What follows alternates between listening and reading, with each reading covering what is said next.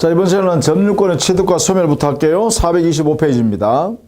자, 먼저 그 점유권의 취득이란 것은 그 물건을 사실상 지배를 하게 되면 점유권을 취득하게 되는 것이죠. 예, 직접 점유를 스스로 취득하면 직접 점유를 취득하는 것이고, 간접 점유 취득하는 것은 다른 사람한테 그 물건을 점유하고 있는 물건을 점유 매개관을 통해서 점유하게 하게 되면, 직접 점유를 만들게 되면 간접 점유가 스스로 되는 것이죠. 이렇게 만들 수 있다는 것입니다. 자, 이때요, 중요한 것은 뭐냐면 점유권이 승계됐을 때요, 이어졌을 때, 뭐 승계는요 특정 승계도 있고 포괄 승계도 있겠죠. 자, 승계가 되면 어떤 효과가 발생하냐? 자, 첫 번째, 특정 승계인의 경우요, 즉 특정해서 그 점유권을 승계받은 사람, 그렇죠? 뭐 특별 승계인이라 해도 좋습니다. 이런 경우에는 우리 민법에 199조에 따라서요, 자기만의 점유를 분리해서 주장할 수 있고, 또 전 점유자의 점유를 자기의 점유와 합산해서 아울러 자기의 점유를 주장할 수 있어요. 그래서 이걸 뭐냐, 병합해서 주장도 할 수 있다는 거예요. 그러면 분리 주장하거나 병합을 주장하거나 임의적으로 선택을 할 수 있어요. 그래서 선택의 자유가 원칙이다, 이렇게 되겠죠. 자, 이것이 이제 특별 승계인 또는 특정 승계인에게 점유 승계의 내용입니다. 이런 이야기죠. 여기서부터 갑이 점유해서, 여기서부터 을이 점유해서, 여기서부터 병이 점유해서, 여기서부터 정이 점유했어요. 이렇게. 그래서 이렇게 점유가 승계되었다 왔다 해보죠. 이렇게. 그럼 현재 정이 점유하고 있다면, 여기서 정이 뭐 5년간 점유했고, 병이 6년간 점유했고, 을이 7년간 점유했고, 갑은 4년간 점유했다. 이렇게. 자, 이때요, 정이라는 사람은, 현재 점유하고 있는 사람은 자기만의 점유, 이것만 주장할 수도 있고, 이 말이죠. 의미는 이제 이해해 주셔야겠는데, 정이라는 사람은 자기만의 점유, 이것만 주장할 수도 있고, 전 점유자 점유를 아울러 합산해서 자기 점유를 아울러 주장할 수 있다 했으니까, 이거에 이 점유도 자기가 주장할 수 있고, 이 점유도 자기 거라고 주장할 수 있고, 이 점유권도 자기 것이라고 주장할 수 있다, 이 말이죠. 이 중에 임의적으로 선택할 수 있다, 이런 뜻이에요. 자, 이때 여기에 5년간의 점유, 이것은 분리 주장하는 것이죠. 이에 반해서 5년과 6년을 합친 11년간의 점유, 이건 합산하는 거죠. 합산, 병합하는 거죠. 그 다음에요, 이게는 7년, 6년, 5년 내 점유다, 정이 주장할 수 있죠. 그러면 18년간의 점유, 이렇게 병합할 수 있죠. 그 다음에요, 4년, 7년, 6년, 5년 내 점유다, 이렇게 주장할 수 있죠. 그러면 22년 점유가 되네요. 병합이죠. 이 중에 선택이 자유롭다, 이 말이지. 이 정이 점유할 수 있는, 점유를 선택할 수 있는 방법이에요. 자, 이때 병합을 선택했을 때, 우리 법 조문 199조 2항에 보시면, 병합을 선택했을 때는 전 점유자에게 하자가 있으면 그 하자도 승계를 받도록 하고 있죠. 하자의 승계. 예를 들면 여기에 있는 을의 점유 7년, 여기가 만약에 악의의 점유였다. 나머지는 전부 다 선의 점유, 선의 점유, 선의 점유였는데, 요 7년간의 점유가 악의 점유였다라고 하면 요 7년이 들어가는 요 기간은 전부 다 어떻게 돼요? 승계받아야 되죠.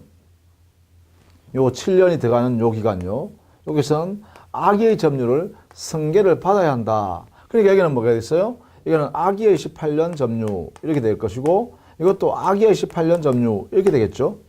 여기는 선이죠. 여기도 선입니다. 이런 내용 4개 중에 임의적으로 정의 선택할 수 있다. 자, 이렇게 정리를 해둡니다. 근데 두 번째, 상속인처럼 포괄승계받은 승계인일 때는요, 예컨대 상속인을 예를 든다. 그죠? 상속인의 경우라면, 이때는요, 피상속인의 점유를 승계받아야 합니다. 이거 승계받아야 해요. 그래서 원칙적으로요, 포괄승계인 상속인은요, 이 사람은 어떻게 해요? 그래요. 분리, 자기 것만 주장할 수는 원칙적으로 없고, 어떻게 해요? 피상속인의 점유를 승계, 병합을 해야 되는 게 원칙입니다.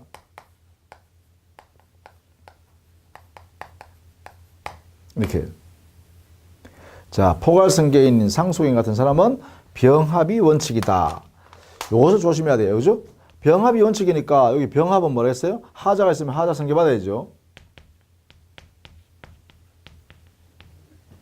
하자를 승계 받아야 합니다. 즉 피상속인의 점유에 하자가 있으면 이 여기 하자 있는 것이면 그대로 승계 받아야 된다. 이런 이야기죠. 자, 요것도 꼭 정리해 두셔야 돼요. 다만 말이죠. 다만 이 상속인이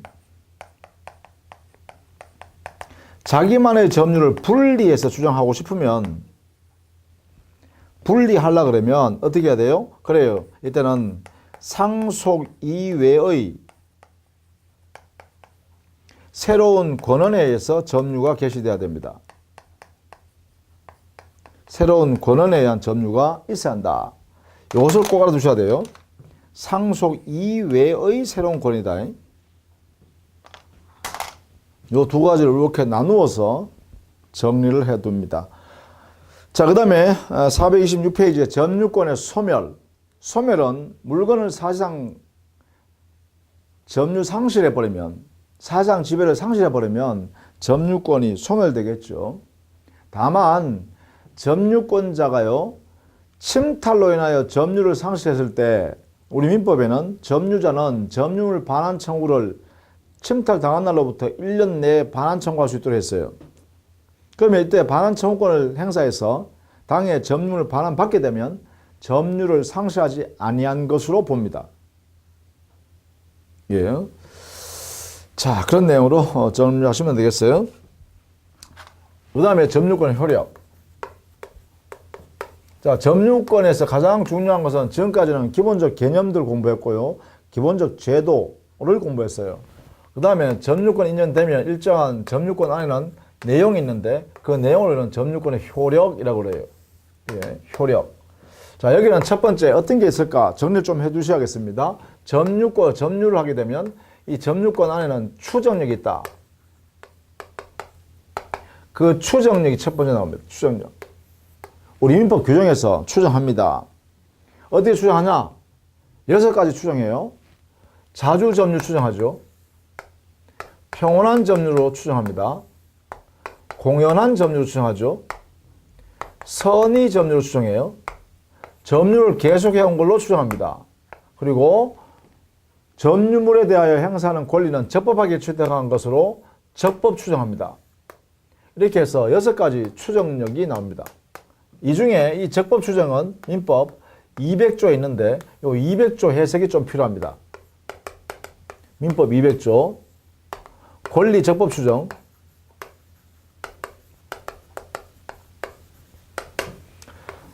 자, 점유물에 대하여 행사하는 권리는 적법하게 취득한 걸로 추정한다라는 제도입니다. 그런데 이 법 200조, 이 권리 적법 추정은 모든 물건 점유에 대해서 적용하는 것이 아니라 동산 점유에서만 적용합니다. 그래서 동산에 한하여 적용된다. 그러면 권리 적법 추정이라는 이 내용은 부동산의 경우는 적용 안 한다는 이야기인데 부동산의 경우는 적용하지 않는다. 동산에만 적용한다. 그러면 부동산은 어떻게 적용하죠? 부동산에서는 어디서 권리의 추정이 나오죠? 그래요. 부동산의 경우는 그래 등기의 추정력에서 나옵니다. 등기의 추정력에서 부동산의 소유자는 누군가를 추정하겠죠.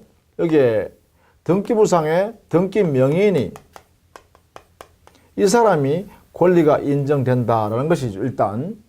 그래서 부동산의 경우는 점유의 추정력에서 나오는 것이 아니라 등기의 추정력에서 나온다.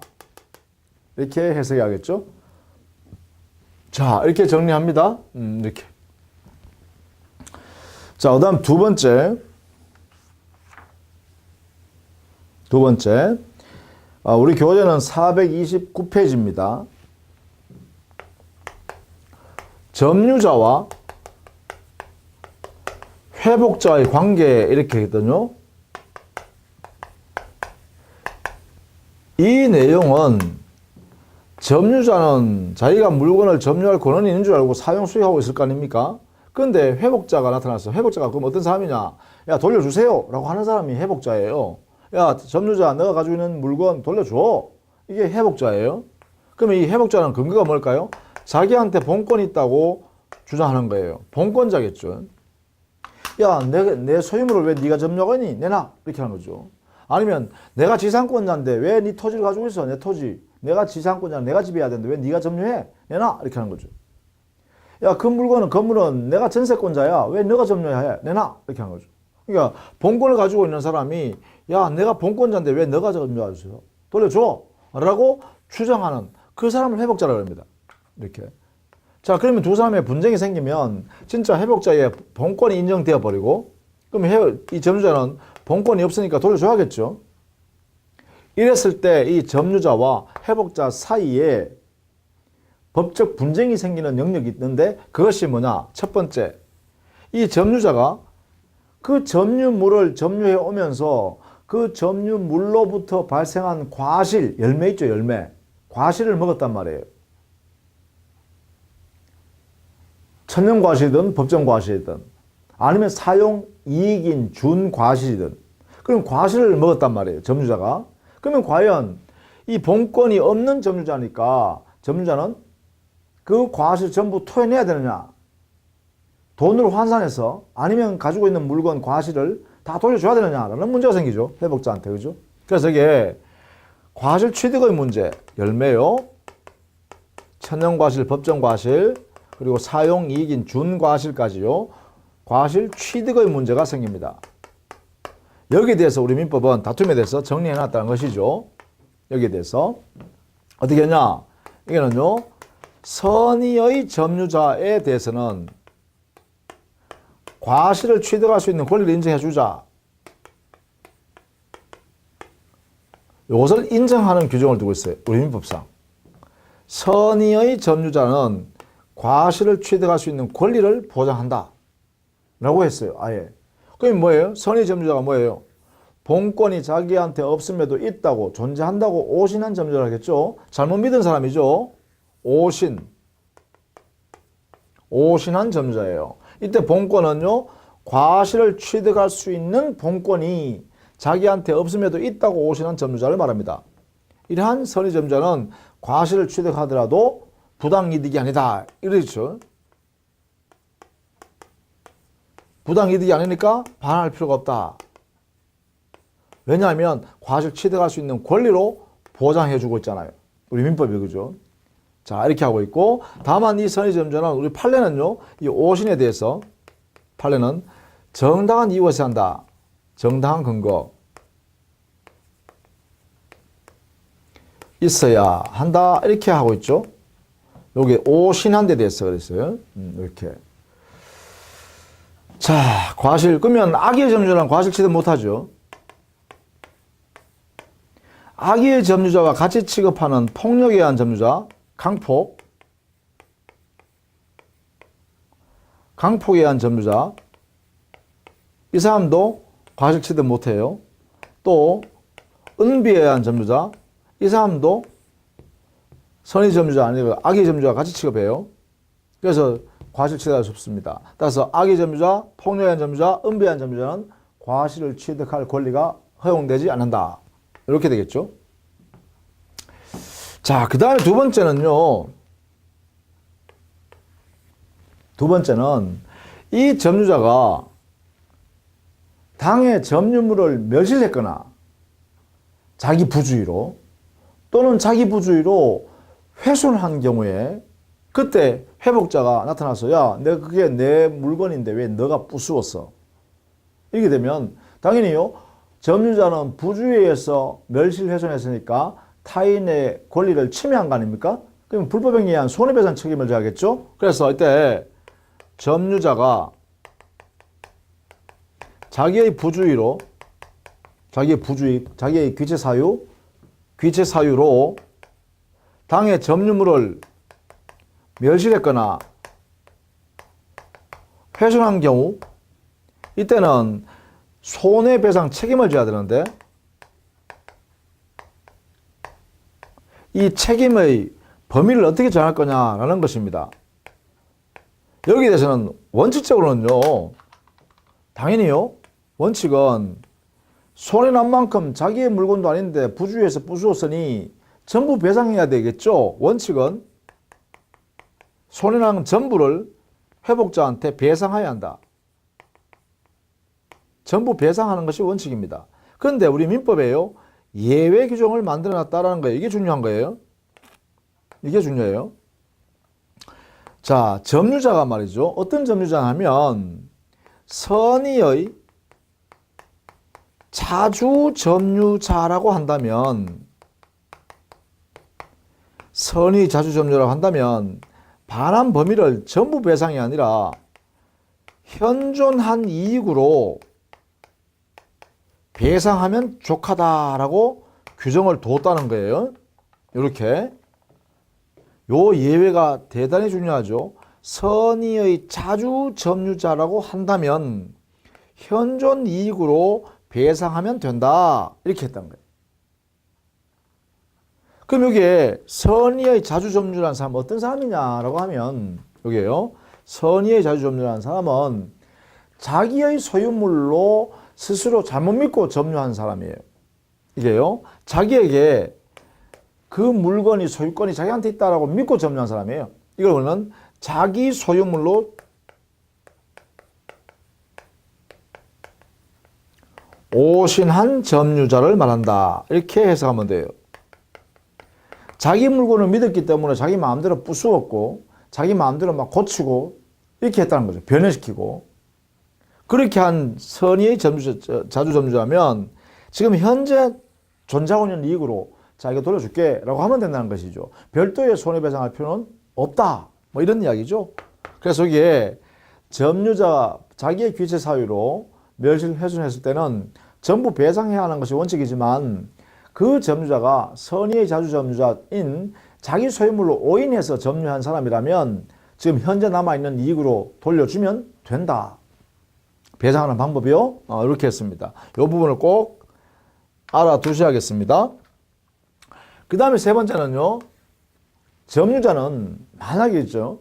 당의 점유물을 자기가 점유하고 있다 보니까 사용하면서 고치고 또 수리하고 아니면 좀 더 좋게 만들기 위해서 비용을 좀 많이 투입해서 새롭게 개량도 하고 이렇게 했을 거 아니에요. 그죠? 그래서 이제까지 잘 가치를 유지해왔고 또 가치를 더 높여놨다 이 말이야. 근데 느닷없이 회복자라는 사람이 나타나가지고 야, 그건 내 물건인데 왜 네가 가지고 있어 내놔? 이렇게 하면 돌려줘야 돼. 돌려줘야 돼. 왜? 자기가 물권자가 아니니까 점유자가. 그럼 돌려줄 때 내가 이제까지 따듬고 고치고 그 가치를 유지시키고 보존시키고 말이죠. 또 더 나아가서 가치를 증가시켜놨는데 돈을 들여가지고. 근데 그 물건 돌려가면 이 부당하잖아요. 회복자는 자기가 이제까지 손도 안 대고 가만히 있다가 말이죠. 가치 그대로 유지되어서 보존을 잘 시켜놨더니만은 그거 덜렁 가져가 버린다는 거야. 그 비용 다 누가 했어요? 점유자 다 비용 부담했잖아요. 그래서 이때는 점유자한테 지금까지 투입한 비용을 돌려받을 수 있도록 해야 될 문제가 생기죠. 비용 상환 청구받을 수 있도록 해야겠죠. 그래서 점유자의 비용 상환 청구 이걸 인정할 거냐 말 거냐, 그리고 인정한다면 어디까지 인정할 것이냐 이런 문제인데, 여기에는 대원칙, 이 점유자는 선이든 악이든 불문하고 비용 필요비든 유익비든 불문하고 전액을 반환 청구할 수 있다. 이렇게 합니다. 자, 점유자는 선악 불문한 선이든 악이든 관계없이 점유자는 그 점유물에 투입한 필요비, 유익비. 자, 필요비는 당의 물건의 가치를 보존, 유지하기 위해서 들어가는 비용. 유익비는 개량하기 위해서, 즉 가치를 증가시키고 개량하기 위해서 들어갔던 비용. 이 두 개 다를 모두 상환하라, 돌려달라 할 수가 있다라는 것이에요. 이게 중요하네요. 선악 불문하고 이게 중요합니다. 자기한테 당의 물건을 점유하여 사용 수익할 수 있는 본권이 없다는 것을 모르고 점유했던, 알고 점유했던 관계없다는 거야. 당의 점유물에 투입한 비용 전부를 돌려받을 수 있다. 이게 대전제예요. 선악 불문한 점유자는 필요비, 유익비 할 것 없이 모든 비용을 상환을 청구할 수 있다. 자, 이거 절대로 놓치면 안 되죠. 원칙을 알아두셔야 돼요. 원칙. 자, 이런데 여기서 조심해야 될 게 있다. 자, 필요비를 분류해보면 필요비는 뭐예요? 보존하기 위해서 드리는 비용이라고 했죠. 자, 보존하기 위해서 들어가는 필요비는 크게 나누면 통상적으로 들어가는 비용이 있고요. 보통 필요비, 통상 필요비, 필요비를 줄여서 쓸게요. 또 특별 필요비, 특별한 상황이 존재해가지고 특별히 들어가는 필요비. 예를 들면 태풍이, 워낙 강력한 태풍이 와가지고 말이죠. 예컨대 기와집이었는데 그 기와집의 지붕이 태풍이 워낙 세게 오고 바람이 세게 불고 비가 오고 비바람 치다니까 이게 오래돼서 그 지붕이 이렇게 막 날아가 버렸다 쳐보세요. 그러면 거기 점유하고 있는 사람이 어떻게 해요? 그래, 세간들을 다 온전하게 하기 위해서 얼른 빨리 뭐예요? 지붕을 쳐야겠죠. 그래서 부랴부랴 새 지붕으로 싹 다 고쳤다는 거예요. 이건 뭐예요? 특별 필요비죠. 근데 만약에 벽지가 오래돼서 곧 교체했다든가 또 보일러가 오래돼서 교체했다든가 이렇게 하면 뭐예요? 통상적으로 들어가는 비용이다. 그죠? 통상 필요비 이래 되겠죠. 따라서 필요비에는요, 통상 필요비와 특별 필요비가 두 가지가 있어요. 자, 여기서 말입니다. 여기서 중요한 게 하나 있다. 자, 이 중에 만약에 이 점유자가 당의 목적물을 사용하면서 과실을 취득한 경우, 점유자가 이랬을까요? 점유자가 과실을 취득한 경우, 자, 과실 열매 사용이익까지 포함해서 천연과실, 법정과실, 그리고 사용이익 이런 것들을 점유자가 실제로 취득했다는 거야. 그렇다면 뭐예요? 이 과실을 취득하기 위해서 통상적으로 들어간 비용을 자기가 지출한 거죠. 따라서 이럴 때는 통상, 보통 들어가는 필요비의 상환을 청구할 수 없다. 반환이죠, 반환. 상환이라는 건 돌려달라는 거죠. 상환을 청구할 수가 없다. 이걸 꼭 알아두셔야 돼요. 또 이게 핵심이죠. 통상적으로 들어가는 필요비는 돌려달라 할 수 없다. 왜요? 점유자가 자기가 과실을 취득하기 위해서 들어갔던 보통적으로 들어가는 비용이잖아요. 자기가 거기 살기 때문에 그 깨끗하게 살기 위해서 들어가는 비용이잖아요. 그러니까 이것은 자기가 사용하기 위해서 들어간 비용이니까 당의 회복자한테 내놔라 할 수 없다는 거죠. 그러면 결국은 특별 필요비는 청구할 수 있죠. 이거는 언제나 돌려달라 할 수 있다. 그러나 통상 필요비는 할 수 없는 경우도 있다라는 걸 조심해야 돼요. 통상 필요비. 요거요. 중요하네요. 그 다음에 유익비요.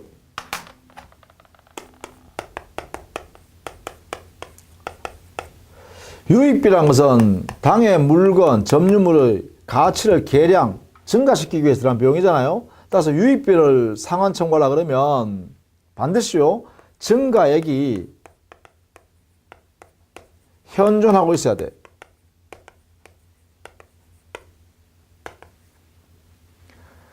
증가된 이익이 남아 있어야 된다는 거야. 그래야 유입비 주세요. 이렇게 할 수 있다는 거죠. 자, 이때 지출 금액하고 그 다음에 증가액이 있을 거 아니에요? 이 중에서 선택해야 되겠죠? 자, 선택해야 되는데 지출액과 증가액은 똑같지가 않았기 때문에 그렇습니다. 그러면 선택을 누가 해야 되냐? 자, 지출액을 줄 건지 받을 건지 증가액을 줄 건지 받을 건지 누가 선택하죠? 요것을 또 분쟁이 생길 수 있기 때문에 우리 민법이 정해놨어요. 누가? 이래 물으니까 그래 이거는 그래요. 바로 회복자가 선택하도록 해놨어요. 회복자가 이걸 선택하든지 이걸 선택하든지는 회복자가 선택한다. 회복자의 선택에 따라서 이 둘 중에서 유익비를 청구할 수 있다. 이런 이야기예요. 자, 론너입니다. 자, 유익비에서는 요거 조심하셔야겠네요. 요 부분. 자, 이러한 점유자의 비용 상환 청구권은요, 당의 점유자가 이 비용을 받아낼 때까지 당의 목적물을 뭐 할 수 있다? 그래, 유치할 수도 있어요. 나중에 저 뒤에 가면 유치권을 배울 때 비용 상환 청구권에 기해서 유치권이 발생할 수 있습니다. 이렇게 하죠. 따라서 점유자는 비용을 다 받아낼 때까지 유치권 행사가 가능하다. 그죠? 이렇게 같이 알아두시면 되겠죠. 다만 여기에 유익비는요, 금액이 대체로 클 수가 있기 때문에 유익비에 한해서는 회복자가 법원에 청구해서 유예기간, 상당한 기간의 유예기간을 허여를 청구할 수 있습니다. 그럼 법원은 상당한 기간을 정해서 유예기간을 정해줄 수 있어요. 정해주면 이 유익비는 그 정해진 기간이 되어야 청구를 할 수 있다. 이래 되겠죠? 그러나 필요비는 그렇지 않다. 그죠? 필요비는 지금 당장 내놔 하면 줘야 된다는 거죠. 그런 이야기다. 자, 이렇게 해서 점유자와 회복자의 관계, 이 내용들을 정리했는데, 요 지금 내용 요 네 가지요. 요 세 가지죠. 과실 취득권, 그 다음에 손해배상 책임, 그리고 비용 상환 청구권. 이 세 가지는 반드시 여기 정리되어 있는 내용을 알아두셔야 됩니다.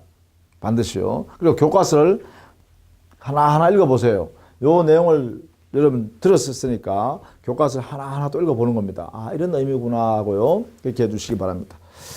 자, 그 다음에 432페이지에 가면 점유보호 청구권이 있죠.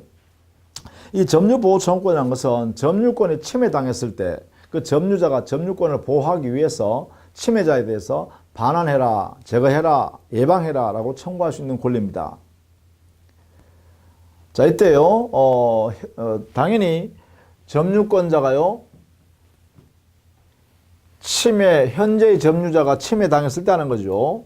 그래서 현재 점유자, 침해당한 점유자일 것, 그리고 상대방은 현재 침해하고 있는 사람이겠죠. 그래서 당사자는 행사를 한번 볼까요? 모습은 반환 청구, 방해 제거 청구, 방해 예방 청구라는 이 형태가 있습니다. 이렇게 세 가지 있죠. 행사는, 주체는 당연히 현재의 침해당한 점유자이겠죠. 점유자. 점유자는 직접 점유자든 간접 점유자든 불문합니다. 2번 누구한테 해야 되냐? 자, 여기는 우리 민법에 정해놨어요. 침탈자, 즉 현재의 침해를 지배하고 있는 사람이겠죠. 현재 침해 지배자 또는 염려에 있는 사람, 이 사람일 때요. 예방할 때는 이 염려를 가지고 있는 사람한테 하겠죠. 자, 이렇게 하는데 우리 법상으로 보면요, 반환 청구가 가장 중요합니다. 점유물 반환 청구, 그렇죠? 야, 점유물 왜 네 가지고 있니? 내가 점유권자 돌려줘! 라고 하는 점유물 반환 청구권 행사가 제일 중요합니다. 이 부분을 꼭 알아두시기 바랍니다. 자, 이것은요, 반드시 침탈이 존재해야 됩니다. 침탈을 당했을 것. 침탈. 침탈을 당했을 때만 점유물 반환을 청구할 수 있다는 거예요. 침탈. 침탈이 뭐냐? 의사의 반환에 빼앗긴 거죠. 따라서 절취입니다. 절취나 강취 당했을 때를 말합니다. 그래서 여기는 사기당한 경우 여기에 해당되지 않아요. 강박을 당한 경우에도 여기에 해당되지 않습니다. 횡령을 당한 경우에도 여기에 해당되지 않습니다. 침탈이 아니에요. 그러면 이런 경우에는 반환 청구를 못한다는 거죠. 자, 그 다음 두 번째, 상대방은 누구한테 해야 되냐 하면 침탈자가 점유하고 있으면 침탈자한테 하는 거고요. 만약에 침탈자가 사망했다 그러면 그의 포괄 승계인한테 하는 겁니다. 만약에 이들로부터 침탈물이라는 사실을 알면서 알면서 그것을 승계받았다. 악의의 특별 승계인이라면 상대방이 됩니다. 그래서 이 점유물 반환 청구의 상대방은 침탈자 포괄 승계인 아니면 악의의 특별 승계인일 때만 할 수 있다. 따라서 선의의 특별 승계는 안 돼요. 침탈물임을 알면서 승계받은 이 사람한테만 반환을 청구할 수 있다. 이때 반환 청구권은요, 침탈 당한 날로부터 1년 내에 행사해야 됩니다. 1년 내. 1년 내라는 것은 제척기간인데요. 이것을 우리 판례는 출소기간이다. 이렇게 해석합니다. 즉, 재판을 할 수 있는 기간이다. 라는 거예요. 소장을 내라. 이 말이죠. 요 1년 내에. 침탈 당한 날로부터 1년 내에 행사라. 이렇게 하고 있어요. 이렇게.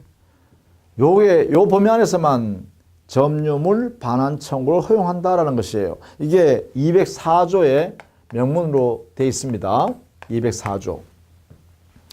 자, 이 내용을 반드시 여기 있는 단어들을 요걸 가지고 이제 문제를 낼 거란 말이에요. 여러분 틀리게 만들기도 하고 요걸 판단해낼 수 있어야 됩니다. 반드시요. 물론 반환 청구할 때는요. 반환 청구는 이런 사람들한테 하고 요 침탈자한테는 손해배상 청구권도 할 수 있겠죠.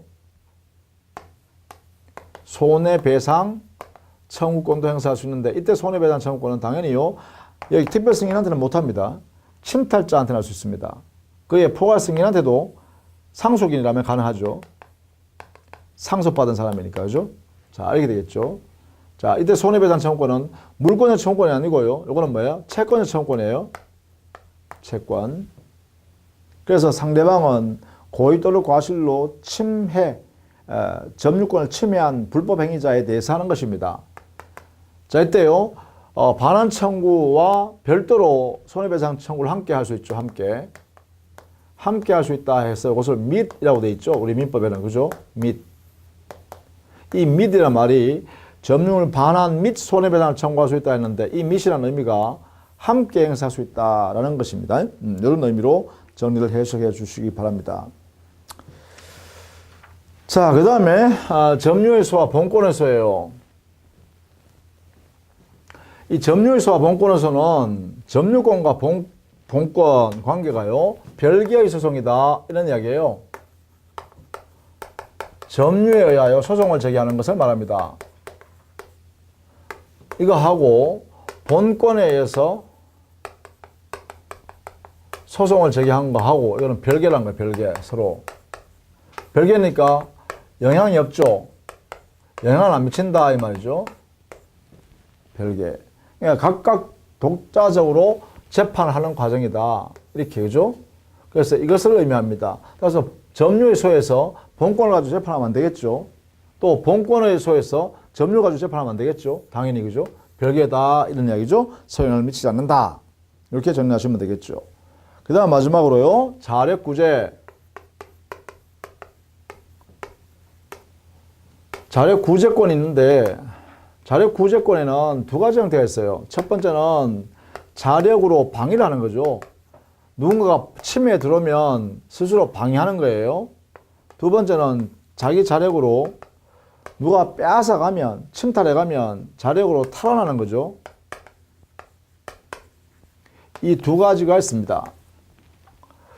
기본적으로 자력구제권은 점유자한테 인정하는 권리입니다. 점유자, 점유권을 가지고 있는 사람이어야 돼요. 자력구제권은.